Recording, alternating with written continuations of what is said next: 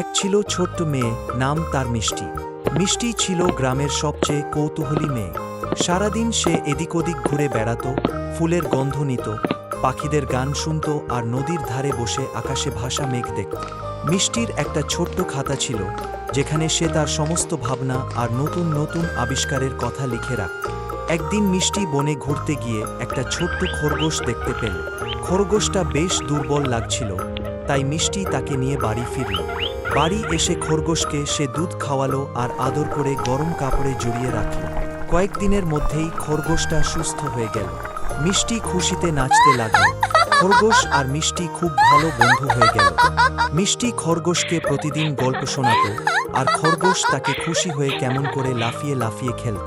একদিন খরগোশটা বনে ফিরে যেতে চাই। মিষ্টি কিছুটা মন খারাপ করল, কিন্তু সে জানত যে প্রকৃতির নিয়মেই সবাইকে নিজের পথে চলতে হয়। মিষ্টি খরগোশটাকে বিদায় জানিয়ে হাসিমুখে বলল, যখন মন চায় তখন এসো, আমি তোমার অপেক্ষায় থাকব। খরগোশটা লাফিয়ে চলে গেল, আর মিষ্টি তার খাতায় নতুন করে এক বন্ধুর গল্প লিখল।